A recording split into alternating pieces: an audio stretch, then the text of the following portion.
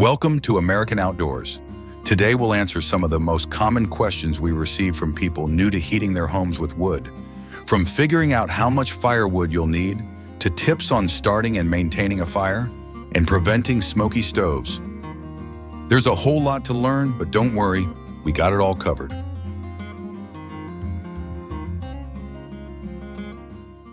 Here is a question we've often seen in the comment section in many of our wood-burning videos. Why is my wood stove so smoky? The most common cause of smoke inside your home when using a wood stove is a poor draft. This can be due to a blocked chimney or excessive creosote buildup. Other causes are burning green or wet wood. Also, a tightly sealed house or exhaust fans running in the kitchen or bathrooms can create negative air pressure, similar to a vacuum. This is when the pressure inside a home is less than the pressure outside, causing air to be drawn through any available opening, such as vents, doors, and windows. This air pressure imbalance can cause smoke to backdraft into the house instead of flowing up the chimney. One remedy is to crack open a window or door near the stove or fireplace to equalize the air pressure. High winds can also cause smoke to be pushed back down a chimney. This is known as downdrafting and can be minimized by installing a wind guard on the chimney cap. Lastly, inspect your stove for cracks, leaks, and worn seals around the door. How much firewood will I need for winter? Because there are so many variables, it is impossible to give a specific answer. Climate, the type and availability of wood, size of the home, and insulation value will all affect the amount of firewood required as a primary heat source. But we can give a general idea.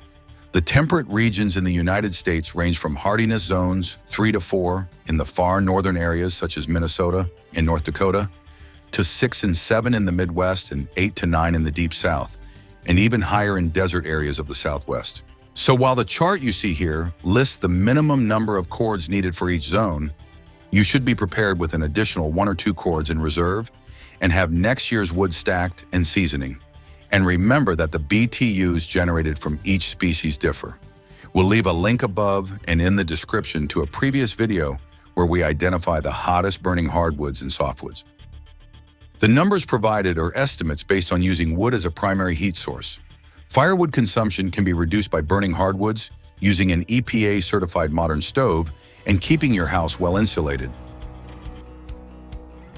What can I do with all of the firewood ash? Wood ash contains potassium, calcium, and other trace minerals, which can improve soil fertility and increase pH levels in acidic soils. It is good to use in gardens around plants like tomatoes, carrots, spinach, and lettuce that prefer slightly alkaline soil. The ash can be spread around fruit trees such as cherry, apple, and pear, and berry plants like raspberries. It is beneficial to herbs like oregano, thyme, and sage, and flowering plants such as lavender, roses, and lilacs. However, you should avoid using ash around acid-loving plants like blueberries, azaleas, and rhododendrons. Ash's alkaline nature can also help absorb and neutralize odors. Place a small bowl of ash in damp or musty areas, such as basements, garages, or even compost bins, to reduce smells. Did you know ash is a great cleaner? Make a paste by mixing ash with a small amount of water and use it with a cloth or paper towel to scrub glass doors on fireplaces, tarnished metals, or even silverware. Spread a small amount of ash on icy surfaces. It provides grip and helps ice melt faster. Wood ash can deter certain pests, such as slugs, snails, and some insects. Adding a little ash to your chicken's dust bath area helps them stay parasite-free by smothering lice and mites. And in an emergency, ash can be used to smother small fires, as it cuts off the oxygen supply. Are bigger logs better for burning all night than smaller pieces? All things being equal, one log left whole or split into 3 pieces will generate the same amount of heat. What differs is the burn time when the dampener is left in the same position.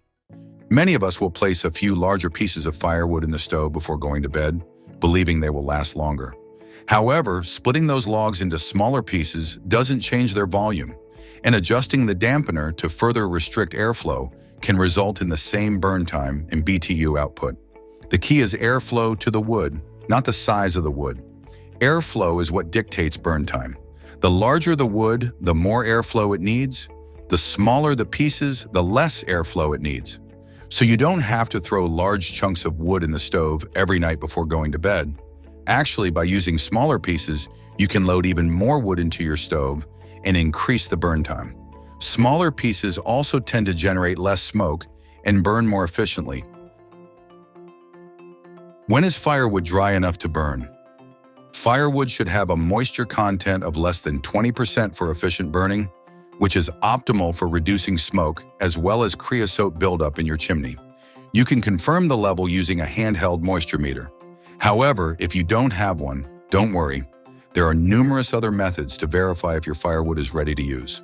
Some of the signs to look for are that seasoned wood, especially hardwoods like oak, turn a dull gray. The ends of a log will develop visible cracks or splits. This is what is known as checking and indicates the wood has lost much of its internal moisture. It will also become lighter in weight.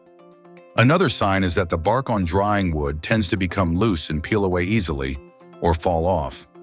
Also, moist wood produces a dull thud when knocked together, while dry wood sounds hollow.